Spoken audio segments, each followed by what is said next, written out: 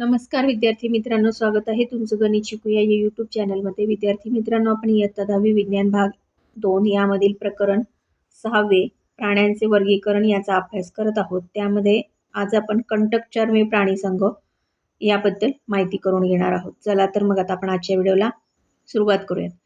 आता या कंटकचर्मी प्राणी संघातील जे प्राणी असतात त्यांची जी वैशिष्ट्ये आहेत ती खालीलप्रमाणे आहेत. बघा, इथे या प्राण्यांच्या त्वचेवर कॅल्शियम कार्बोनेटचे काटे असतात, म्हणून यांना कंटकचर्मी प्राणी म्हणतात. हे फक्त समुद्रातच आढळतात. यांचे शरीर हे त्रिस्तरी देहगुहायुक्त असून प्रौढावस्थेत पंच आर्य सममिती आढळते, परंतु त्यांच्या अळी अवस्थेमध्ये द्विपार्श्व सममिती असते. हे प्राणी नलिकापाद यांच्या साहाय्याने प्रजनन करतात. नलिकापादांचा उपयोग अन्न पकडण्यासाठी सुद्धा होतो. काही प्राणी स्थानबद्ध असतात. यांचे कंकाल कॅल्शियमयुक्त कंटकीचे किंवा पट्टिकांचे बनलेले असते. या प्राण्यांमध्ये पुनरुद्भवन पुनर्निर्मिती ही क्षमता खूप चांगली असते. हे प्राणी बहुतेक एकलिंगी असतात. याचं उदाहरण आहे तारामासा, समुद्र काकडी म्हणजे सी कुकुंबर आणि सी अर्चिन. इथे या प्राण्यांची बघा आपल्याला चित्र देऊन माहिती दिलेली आहे. अर्ध समपृष्ठरज्जू प्राणी संघ यामध्ये प्राण्यांची वैशिष्ट्ये बघा काय आहेत. या प्राण्यांचे शरीर 3 प्रमुख भागांमध्ये विभागलेले असते. ते असे, पहिलं आहे शुंड, गळपट्टी आणि प्रकांड, जे तुम्हाला इथे ह्या आकृतीमध्ये दिसत आहे. ही जी दोन्ही प्राणी आहेत हे काय आहेत?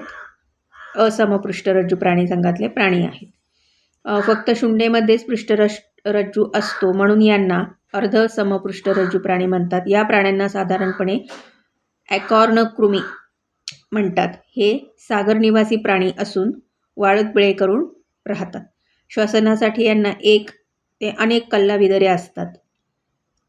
हे प्राणी एकलिंगी असतात आणि किंवा उभयलिंगी पण असू शकतात. उदाहरणार्थ ही 2 उदाहरणे आहेत बघा, बॅलेनोग्लॉसस आणि सॅकोग्लॉसस. उत्क्रांतीच्या दृष्टिकोनातून बॅलेनोग्लॉसस या प्राण्याला असमपृष्ठरज्जू प्राणी आणि समपृष्ठरज्जू प्राणी यामधील दुवा म्हणतात.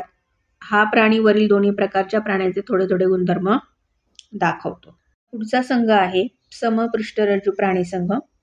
यामधली वैशिष्ट्य बघा त्यांची काय असतात या प्राण्यांची.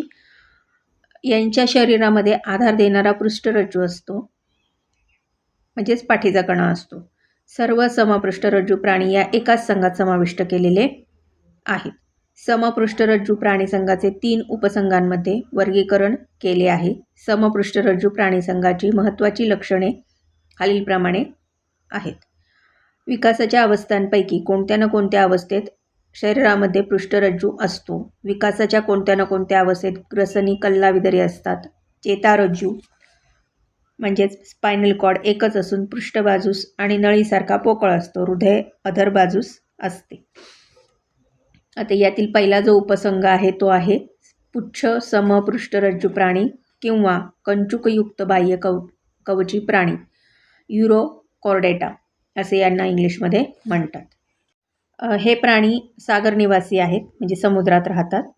यांचे शरीर कंचकू या चर्मसाम्य आवरणाने आच्छादलेले असते. यांच्या अळया स्वतंत्रपणे पोहणाऱ्या असतात आणि त्यांच्या फक्त शेपटीच्याच भागात पृष्ठरज्जू असतो, म्हणून यांना पुच्छ समपृष्ठरज्जू प्राणी म्हणतात. सागर तळाशी स्थिरावल्यावर अळ्यांचे रूपांतरण स्थानबद्ध प्रौढांमध्ये होते. हे प्राणी सामान्यपणे उभयलिंगी असतात. उदाहरणार्थ हर्डमानिया, डोलिओलम, ऑइकोप्लुला इत्यादी. इथे त्यांनी हर्डमानिया आणि डोलिओलमची 2 उदाहरणे आपल्याला इथे दाखवलेली आहेत. यातला जो दुसरा उपसंघ आहे तो आहे शीर्ष समपृष्ठरज्जू प्राणी. त्याचं उदाहरण इथे बघा 6.22 आकृतीत दाखवले. एम्पिऑक्सस हा तो प्राणी आहे आणि त्याचे शरीरातले कुठले कुठले अवयव कुठे कुठे असतात ते इथे आपल्याला त्यांनी आकृतीमध्ये दाखवलेले आहे. त्याचं वैशिष्ट्य असं आहे की हे लहान माशाच्या आकारासारखे सागर निवासी प्राणी आहेत. यांचा पृष्ठरज्जू संबंध शरीराच्या लांबी इतका असतो.